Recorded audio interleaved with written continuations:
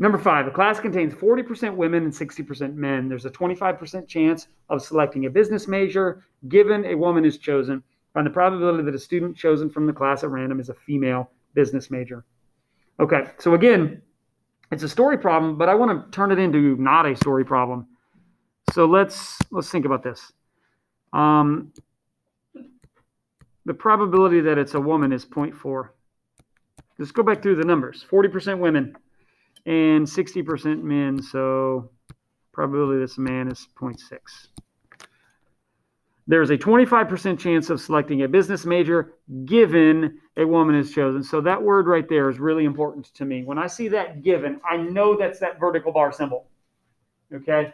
Probability of selecting a business major given it's a woman. So I would write it like this. Probability of business given it's a woman is 0.25. Find the probability that a student chosen from the class at random is a female business major, or in other words, female and business major. I'm going to use W for woman instead of female, but woman and business major. So take out all the context of the problem and turn it into something that's not a story problem, and this becomes a lot easier. We've got that conditional probability formula. Probability of B given W equals probability of B and W over probability of W. Again, notice I switched around the B and W, but it doesn't really matter for that one. It totally matters that you don't switch it around. That one, I've got to use B given W.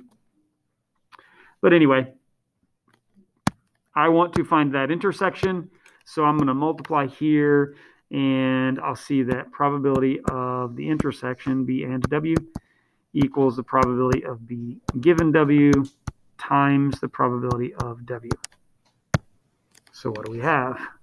The conditional probability of B given W is 0.25, and the probability of woman W is 0.4.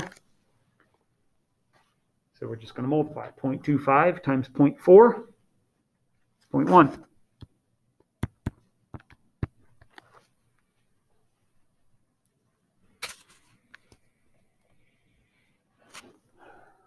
Number 6, the numbers 5, 6, 7, 8, and 9 are written on slips of paper.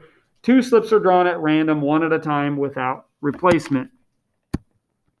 A, find the probability that the first number is 6 given that the sum is 15. So what? Probability that the first one is a 6 given that the sum is 15.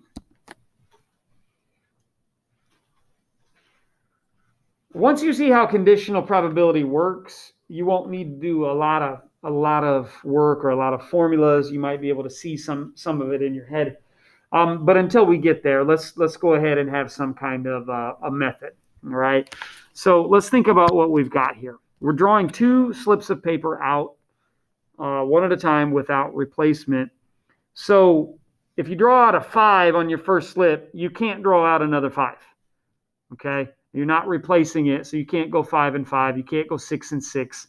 But here's what you can do. You can have 5 and 6, 5 and 7, 5 and 8, 5 and 9. I'm just going to list out all of the possibilities, okay? I suggest you do the same. You can have 6 and 5, 6 and 7, 6, 8, 6, 9, 7, 5, 7, 6, 7, 8, 7, 9, 8, 5, 8, 6, 8, 7, 8, 9, 9, 5, 9, 6, 9, 7, 9, 8. Those are the only possibilities. Okay, that's all that can possibly happen. I see 20 different things that could happen. So on your probabilities, a lot of the times it's going to be something out of 20. Okay. So what? We're trying to find that conditional probability, the probability that the first one is a 6, given that the sum is 15. So the formula says the probability that the first one is a 6 and the sum is 15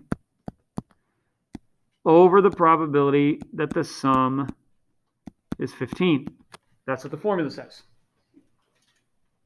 So just look at the numbers. I've listed out all of the possibilities. The first one is 6 and the sum is 15. Is this choice right here. There's only one of them. There's only one of them out of 20. So that would be your numerator. If you look at the different options where the sum is 15,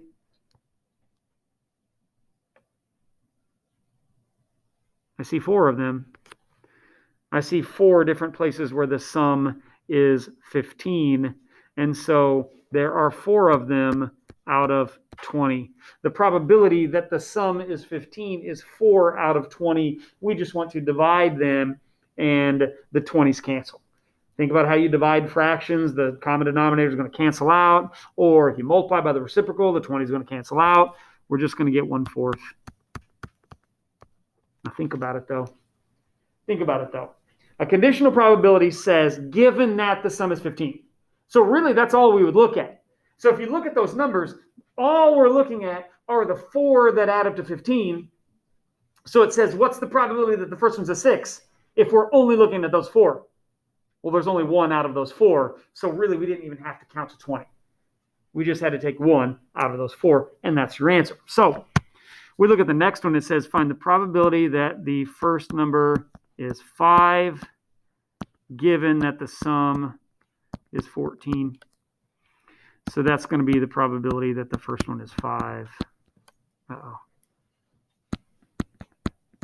And the sum is 14 over the probability that the sum is 14. Now, I really wish I'd picked different numbers because I think it's going to turn out to be the same thing, but check it out. First one is 5 and the sum is 14 is this right here. Okay, so that's what, 1 out of 20? And the sum being 14, well, here's one that's 14. Here's one that's 14. Here's one that's 14. Do I have any others that are 14? I think that's it, right? So we've got this 1 out of 20 over 4 out of 20. It's exactly the same thing. It's going to reduce to 1/4 right there.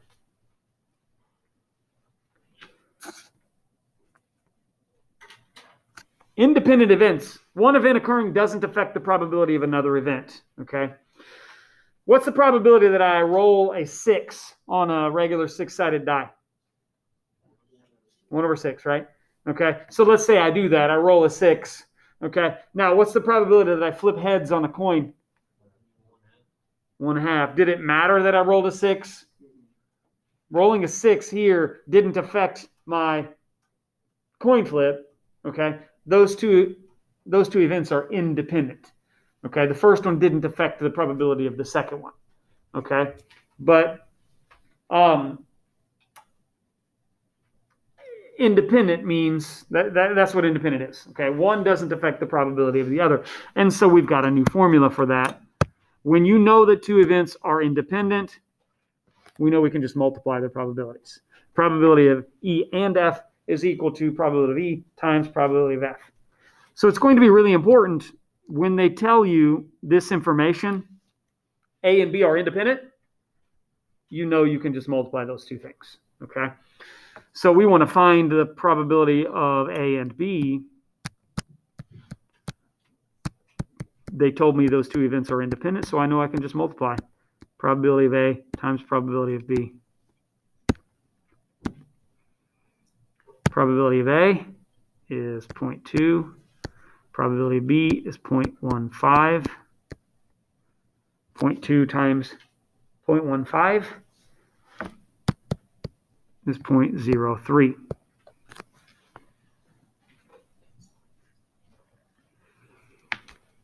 Now, here's where students will struggle a little bit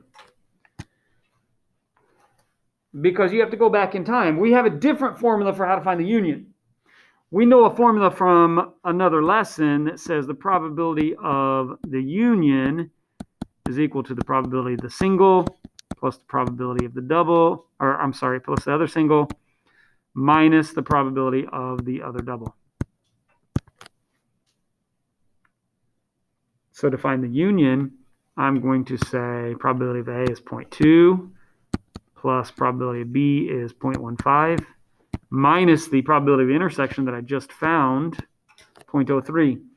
0.2 plus 0.15 minus 0.03 is 0.32.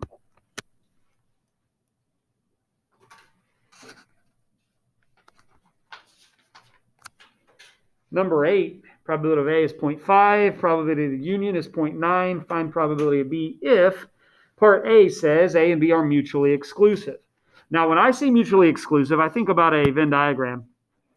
Specifically a Venn diagram if there is no overlap. That's a picture of mutually exclusive or disjoint sets. They're giving me the probability of A is 0.5. And if there's no overlap, you ought to be able to tell me pretty quickly what probability of B equals. Anybody know?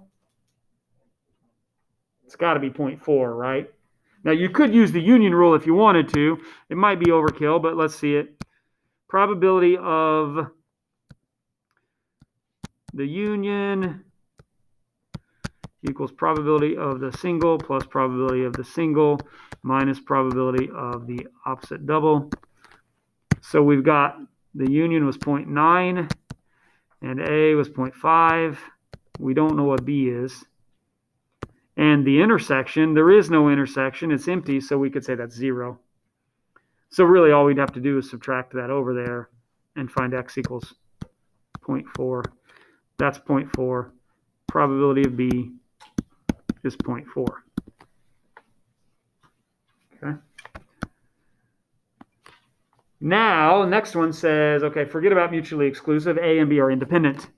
Okay. So remember, we had a formula for independent up here. That's the product rule for independent events. That's going to come into play. But we still have to use this union probably. So check it out. We've still got that same formula. The union is going to be probability A plus probability B minus probability of the intersection. That's the union rule that we know from a previous lesson. So we still have the same union is 0.9 and probability of A is 0.5, but we don't know the probability of B. It's a different problem. Don't say 0.4. Okay. And what we've got here, we're going to use the fact that those two things are independent. Independent means that probability of A union B, or A intersect B, is probability A times probability B. Or probability A was 0.5 and probability of B we called X. So think about it. We've got 0.9 equals 0.5 plus X minus 0.5X. That's a pretty simple equation to solve. I can just use basic algebra to solve that. I'm going to subtract this over and get 0.4. Go ahead and combine those like terms. 1x minus 0.5x, that's 0.5x. Divide by 0.5 to iso the variable. X equals 0.4 over 0.5, that's 4/5. X equals 4/5. Or probability of B equals 4/5.